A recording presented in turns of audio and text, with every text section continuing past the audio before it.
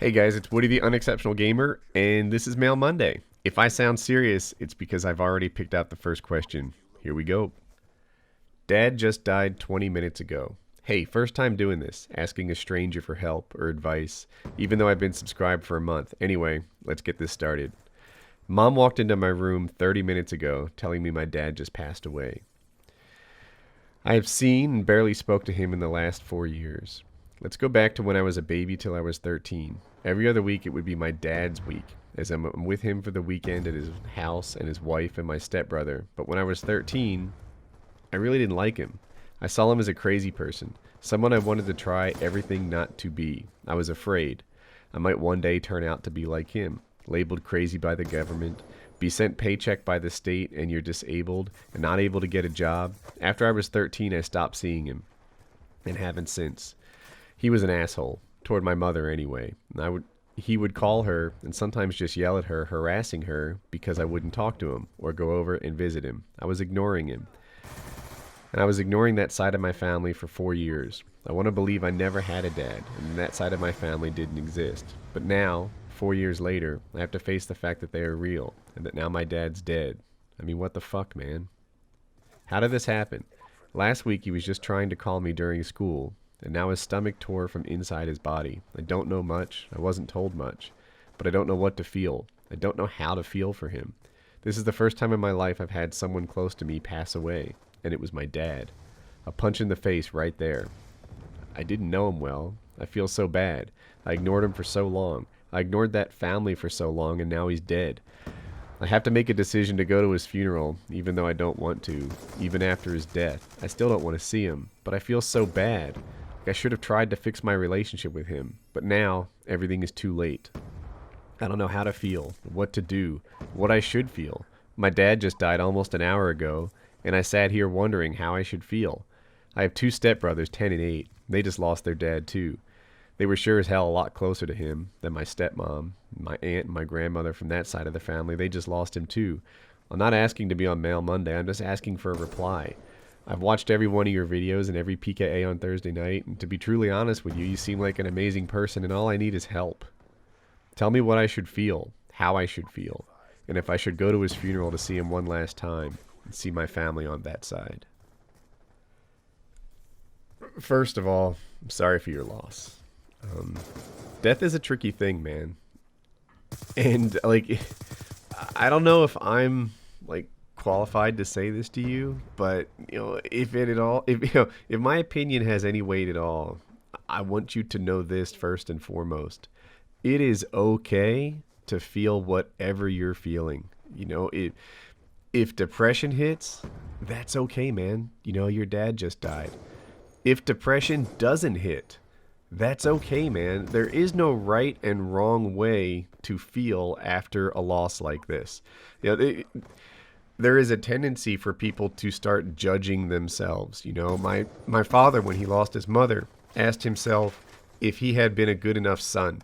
Did he visit her enough? Did he, give her enough money, as she was older and his business started taking off?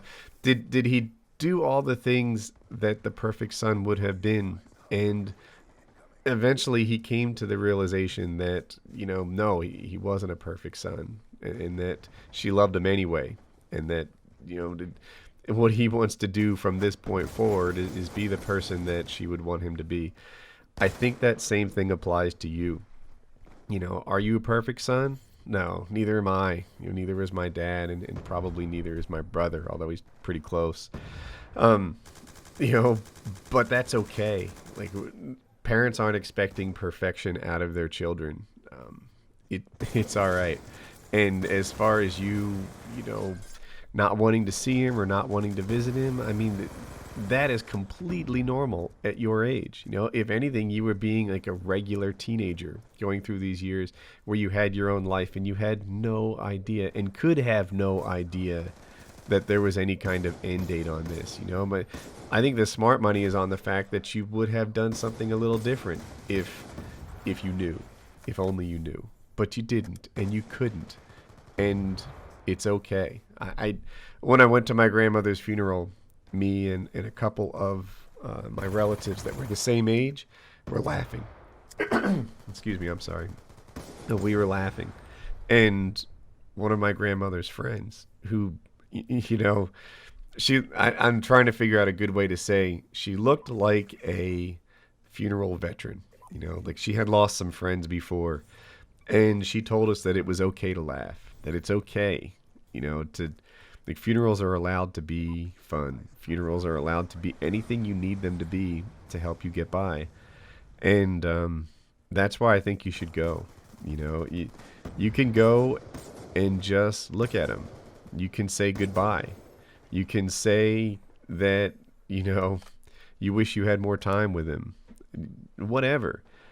You don't get an opportunity to, you know, to do this again, though. So I think that you should go and say your goodbyes to your father. That's your next step. And beyond that, you should forgive yourself for whatever feeling you get over the next, you know, week, month, year, or multiple years. You know, whatever it is that comes your way is okay, and it's normal. And your relationship with your dad was kind of complicated, so you know, you can't expect yourself to have these simple answers. That's what I'm getting at. 2 letters back to back. Watch this. The point of life. Woody, what do you think the point of life is? Recently I found myself really depressed, for I can't really see the point in living. I mean, to live and learn, then to work just to stop working when I'm too old to enjoy myself? It sounds shit. Why shouldn't I just get it over with and done now? What do you think sounds better? Paying taxes, not being as good as the next guy, never being seen as smart enough to get an amazing job, or just end it and stop all that and be at peace? Please enlighten me before I can't stand my frustration any longer. And now this gentleman, a thank you letter. Dear Woody, I've been thinking about sending this for a while now, as I've been subscribed on my personal account for a long time, but I couldn't really find the right words. So I'm going to do what I always do this situation and spit it right from my heart. Thank you, Woody. Thank you for being a role model both for myself and everyone else out there on the internet and on YouTube. Thank you for inspiring me to live a life that is full of the brim of things that I enjoy and that make people happy. This isn't a grab for attention on my new account, so please don't take it as that. I do realize I'm sending this from my new account. I want nothing more than to show my appreciation for what you've done for me. I do realize all the things I've accomplished so far have been through my own application of effort. Yes, you give me too much credit. But I don't think I would have done it if it wasn't for the advice you gave on Mail Monday and in general. My eyes are open now. I started playing the guitar again. I'm getting another band together too. I've started the YouTube channel I wanted to start, and I have improved my relationships with my family and got the psychological help I needed to be truly happy. Thank you, Woody. Thank you for helping me live a life of should I rather than have to. I realize that life is a long, winding path, but now, instead of looking far into the distance and stumbling over the obstacles I couldn't see, I am enjoying the ride. Thank you, Woody, for everything. If you have time to hit me back, even if it only say hey, please do, as I'd love to see that you've read this. I was stumbling for words on how to help the first guy until I saw this. This guy, the second guy who says, I realize what I've done has been through my own application of effort. He also says, my eyes are open now. I've started playing the guitar again. I'm getting a band together. I've started a YouTube channel, and I've gotten the psychological help I need. That is the answer for gentleman number 1. Do you see yourself in that first guy's spot? Do you see yourself not having the human interaction that brings you happiness, right? That to me is the core of all my happiness, right? Am I getting along with my wife and my kids and my friends, right? That sort of thing is what actually makes me happy. It's not money, it's not cars, it's not any of that stuff. It's about relationships with other people. That's what actually brings satisfaction and happiness. And that's what this guy needs. You know, do you have a passion that you're not pursuing for some reason? Guy number 2 did. Guy number 2 started playing the guitar again, and he put his band together. Now, I get that when you're depressed, this sort of activity seems impossible. When you're depressed, this sort of thing seems like it could never happen to you, that guy's either lucky or motivated or somehow better than you, but he's not. He's just like you. He is you 9 months in the future, after you decide to get yourself together and make things right. That's the good news, man. The good news is that we all have guy number 2 inside of us, which it wasn't meant to be gay. But we all have the potential to be man number two here. We can all be this guy who, says, hey, you know what? I have a passion for this. I'm going to make it happen. I'm going to pursue it. I'm going to put a band together and make some friends or reunite relationships with existing friends. That's the point of life that you're seeking for. The point that you're, grasping at, struggling for, saying, Woody, I'm not happy. Why the freak should I be doing this in the first place? Well, that's why, man. It's because there is happiness out there for you. There is happiness just waiting for you to seize it. You're just depressed. And, like when I get in these funks, right? Like I think everybody does. I try to kick my ass early before it gets too deep. Get yourself some sunshine. Go hang out with a friend who's probably thirsting to hang out with you and you haven't given him the opportunity. Or if that doesn't exist, just make a move. Make a move and be proud of the fact that you're making moves now. If that move is as simple as sitting at a different place at the lunch table in school. If it's as simple as, I don't know, talking to someone or smiling or, who the heck knows. But make a move that brings you a little bit of happiness and gets you out of this funk. The point of life is to enjoy yourself, and it's not the impossible task that you might think it is right now. It's coming. So I hope this helps. All right, it wouldn't be Mail Monday if we didn't have a sex question mixed in here, right? All right, first time sex and birthday Monday. Dear Woody, me and my girlfriend are planning to have sex. My worry is that I'm A, too skinny, 5'8" and 110 pounds, and B, a bit small in the penis. So hopefully, after I get through that part, how do I make our first time the best it could possibly be? I'll have a condom so she won't get pregnant and we don't get in huge trouble. After losing our virginities to each other, we plan on getting married one day, so don't be surprised if you hear from me again. Love your videos, Woody. Keep up the great work. P.S. I have Tourette's too. We even have one of the same tics. Well, we're like blood brothers, baby. Anyway, let's get on to the answer to this question. For my own purposes, I'm going to assume you're both like 20 years old and in college, because that's what I want to believe, and I don't have to worry about the whole teenage sex, criticism, nonsense, whatever. The other part of this is, it's not about outstanding performance in the sack, first time sex. It's not. It's not about, making her toes curl and all sorts of other wonderful things happen on her behalf.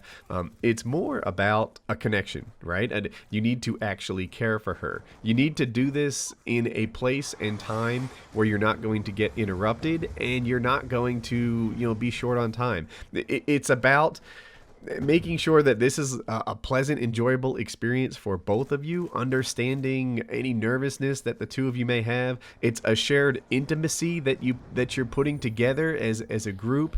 It's not about some sort of, Don Juan crazy fantasy, whatever. It's not about flipping her upside down and hitting that from 13 different directions. It's about two people connecting in a comfortable, loving way. That's what first time sex is supposed to be. One of the things that first timers do wrong a lot is not having the place or the time. Don't do this at a party in your neighbor's garden. Gosh, that's a regrettable first time experience. Don't do this in, whatever, some friend's bed or something like that. Or, if it is in a friend's bed, that, make sure that you have the time that you need to get the deed done and that she's not, worried about somebody coming through the door. Make sure that you're moving slow enough that, I don't want to get graphic about it, but this isn't right for anybody unless the tunnel's properly varnished. So, take your time and make sure that that it is and that she's ready and that this is something that you're both wanting and ready and willing to do. And if you have that, then you have a first time you can look back on and forget about the clumsy elbows and maneuvering or the time you bump noses, and remember that it was a connection that two people had who cared for each other. If you have that, then you've done first time right. If you enjoyed the video, be sure to click like. If you're new around here, you can click subscribe in the top right, see future stuff from me. Two vids you may have missed, you can click on them on the screen. They open in new tabs. Have a good day.